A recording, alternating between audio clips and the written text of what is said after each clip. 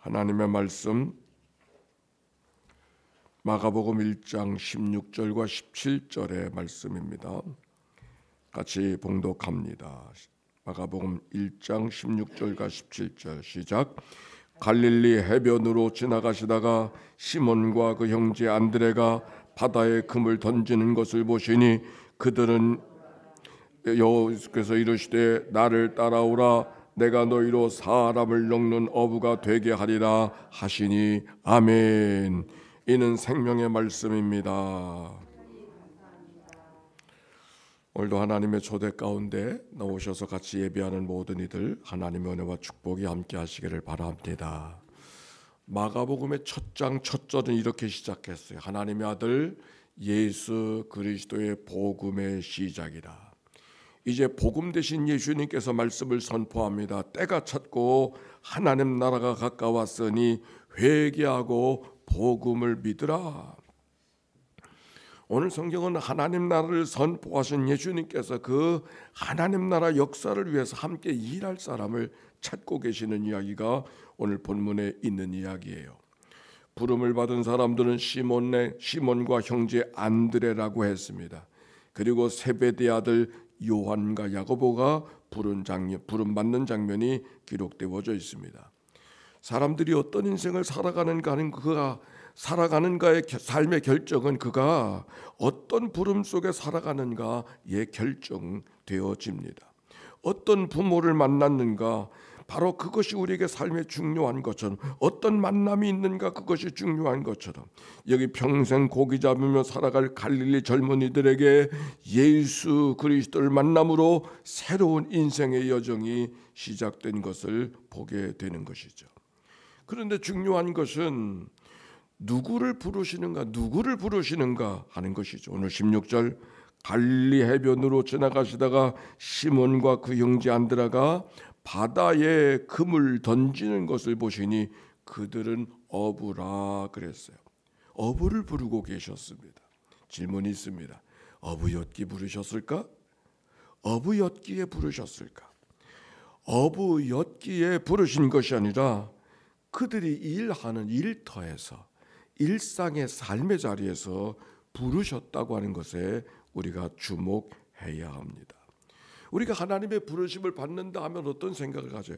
어떤 특별한 신비한 사건, 신비한 음성, 어떤 특별한 일이 있어야 하나님이 나를 불러주셨다, 그렇게 생각하게 되어지는 또 그런 기대가 우리 가운데 있는 것이죠. 그런데 성경에 보면 하나님의 부르심은 어떤 신비한 사건을 통한 부르심이 아니라 대부분 일상에서 부르시는 하나님의 이끄심이었습니다. 성경에 부르심 받은 위대한 사람 가운데 한 사람이 모세잖아요. 그리고 또 한 사람 다윗. 성경 가운데 모세와 다윗이 부름 받는 장면을 보세요. 양을 치던 중에 부름을 받았다. 자기하고 부름 받기 위해서 양을 친 것이 아니라 일상의 삶에 양을 치던 일이었어요. 근데 일상의 삶을 살아가던 그 가운데 하나님이 나를 불러주시는구나 하는 것을 경험하고 있었습니다. 성경의 부르심은 어떤 특별한 사건이 아니라 일상의 일들 속에. 사무엘을 부르실 때는 어땠을까요? 사무엘아, 사무엘아. 하나님의 특별한 부르심이 있는 것처럼 그렇게 우리가 이해될 때가 있지만, 사실 사무엘은 지금 드려진 삶을 살고 나실인의 삶을 살고 있기 때문에 제단에서 섬기는 일을 하고 있었어요. 그가 제단에 섬기는 일이 그의 일상이었어요. 그렇기 때문에 그의 일상의 옆에서 부르시기 위해서 제단에 불러낸 것이 아니라, 부르심을 받은 다음에 제단에 간 것이 아니라 일상의 제단에서 살아가는 일상의 삶에서 하나님의 부르심을 받았어요. 더욱이 하나님이 사무엘을 불러주셨는데 알아듣지 못했잖아요.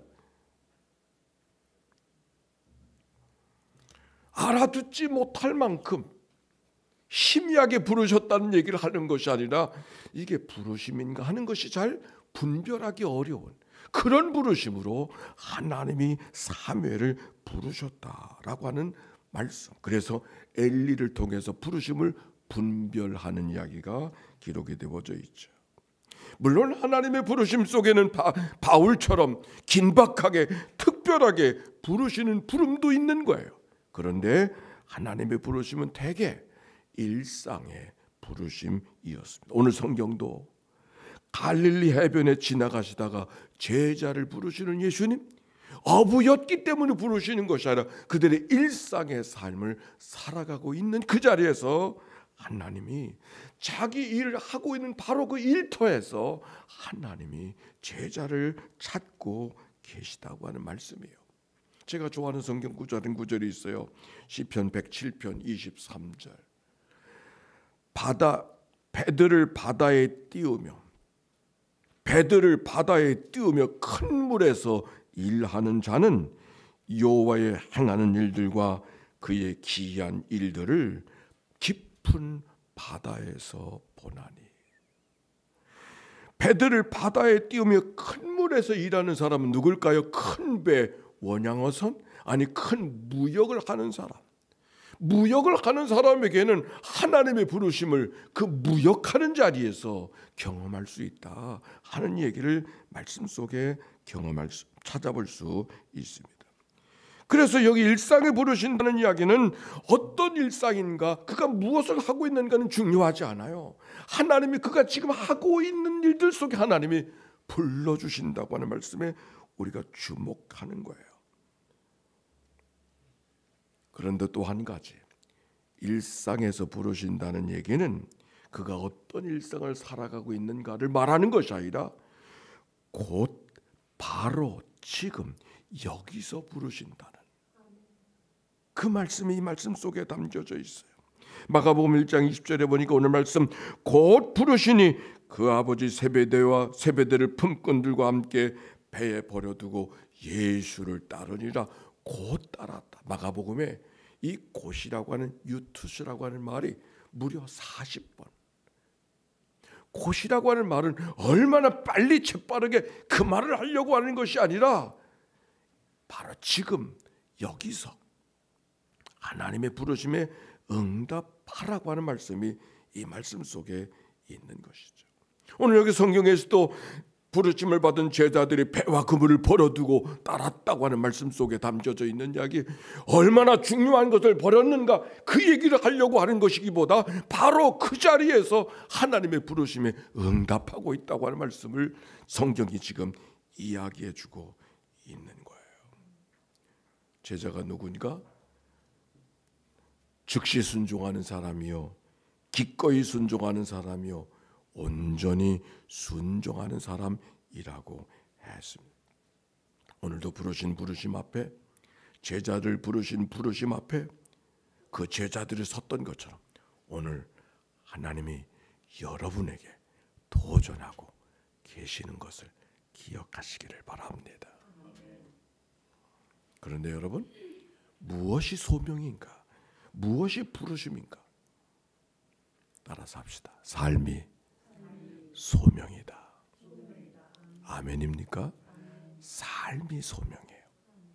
무엇이 되어야 소명이 아니라 삶이 소명이에요. 하던 일을 중단하고 신학교를 가야 소명이 아니라 지금 우리의 삶이 소명이에요.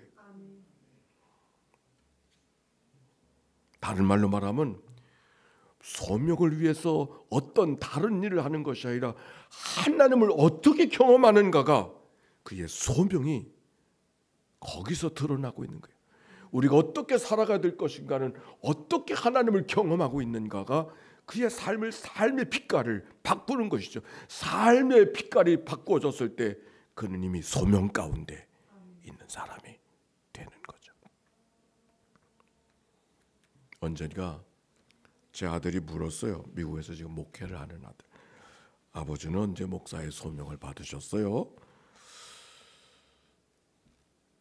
그렇게 물었어요. 아마도 그 대학교 다니고 있었을 때 자기도 마음속에 어떤 생각. 제가 아들도 지금 목회를 하지만 저는 아들이 신학교를 가야 된다고 하는 마음을 갖고 하나님 앞에 특별히 기도하진 않았거든요. 왜?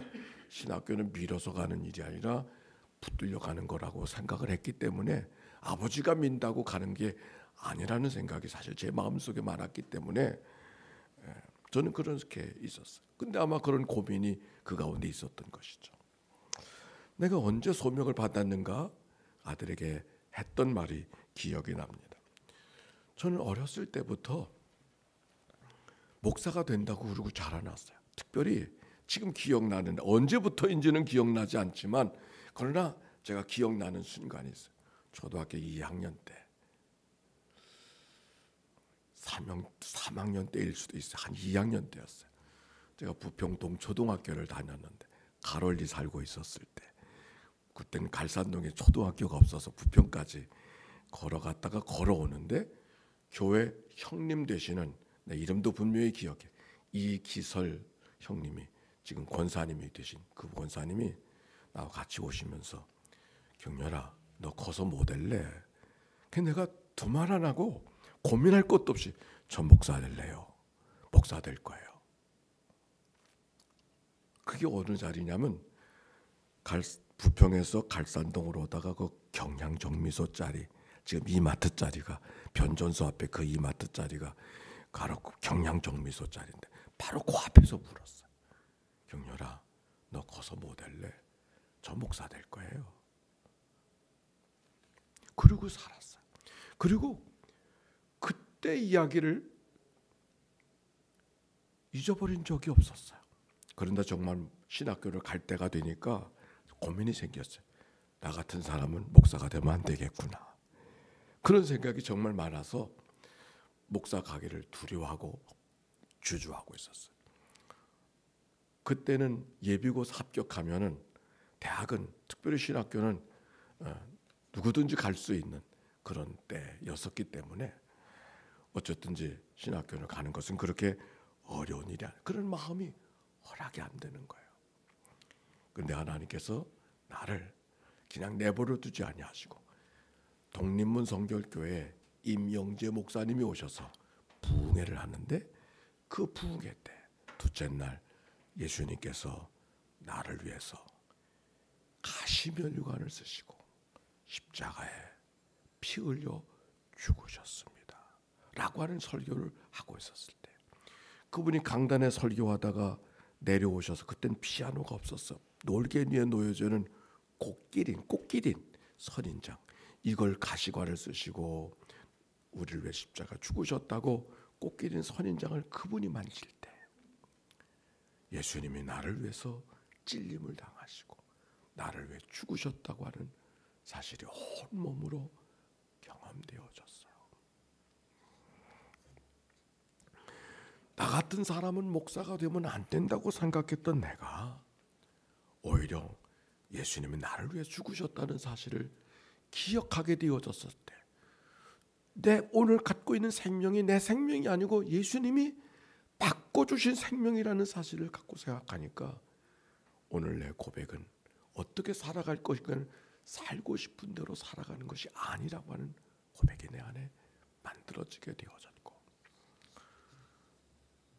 주님이 나를 사랑하셔서 인도해 주신 것처럼 나도 하나님께 드려진 삶을 살아야 된다고 하는 고백이 만들어졌어요. 그리고 신학교를 가게 된 거예요. 부흥회 때 은혜 받은 사람은 나만 아닐 거예요.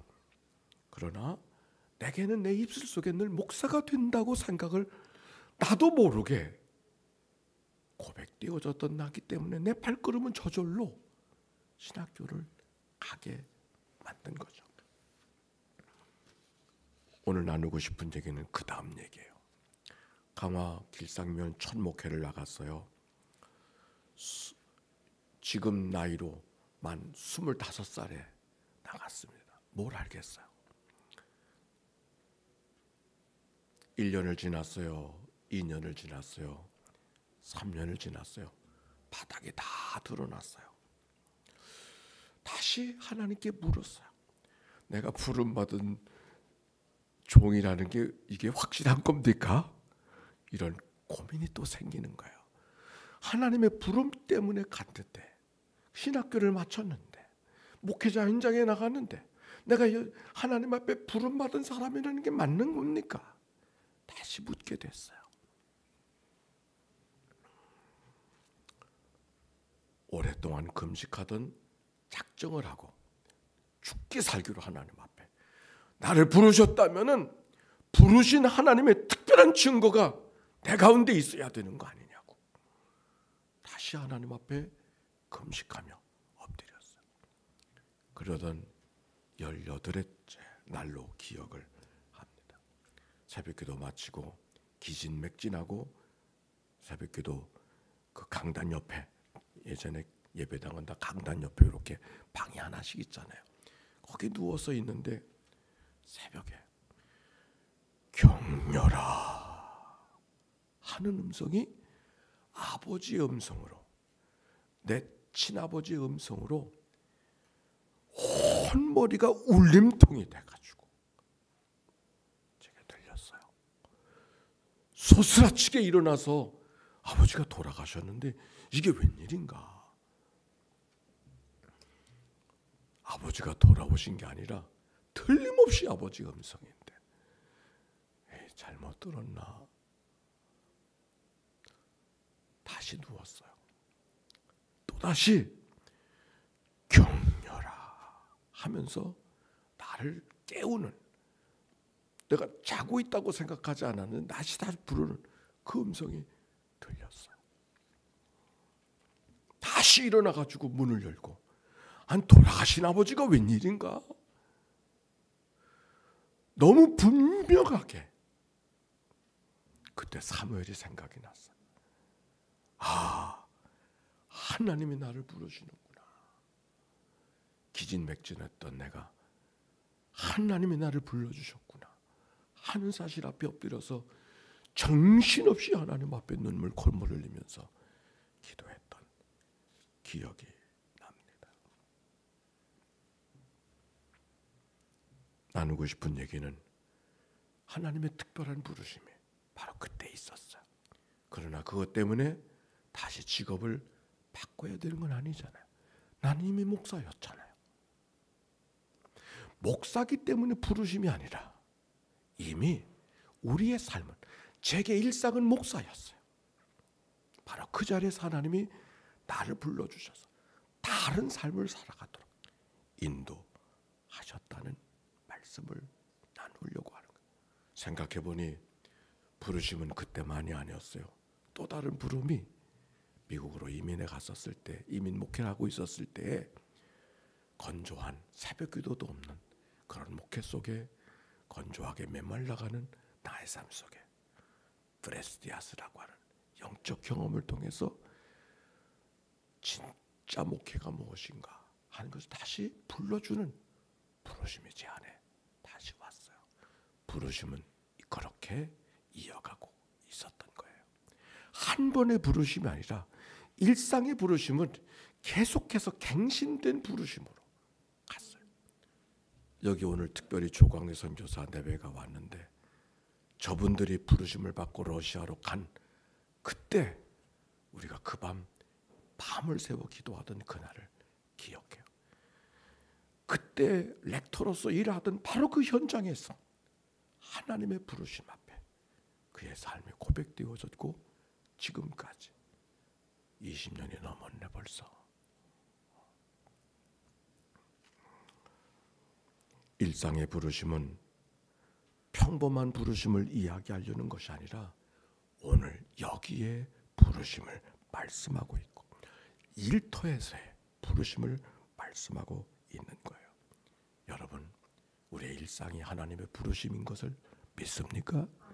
우리의 일터가 하나님의 부르심의 자리라는 것을 믿습니까?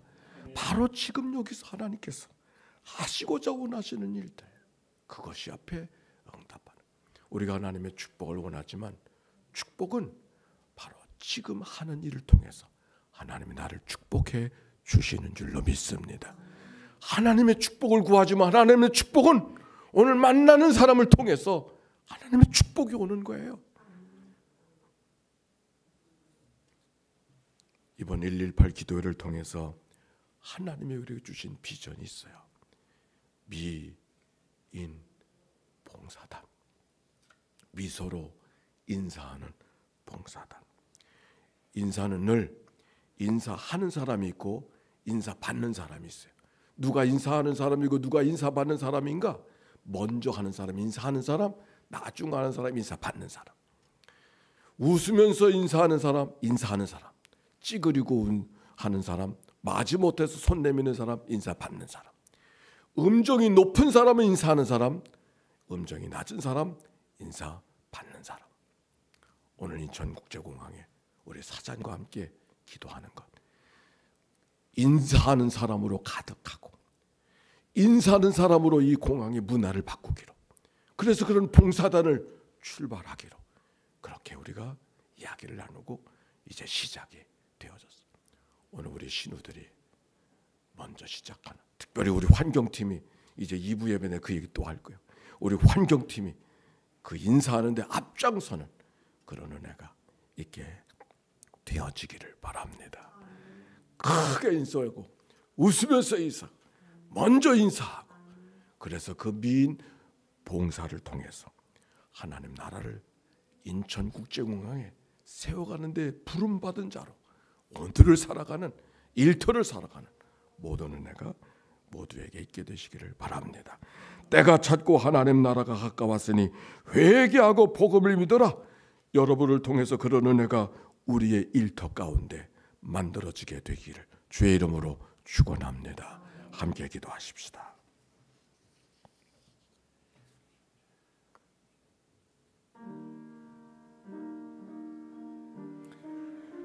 하나님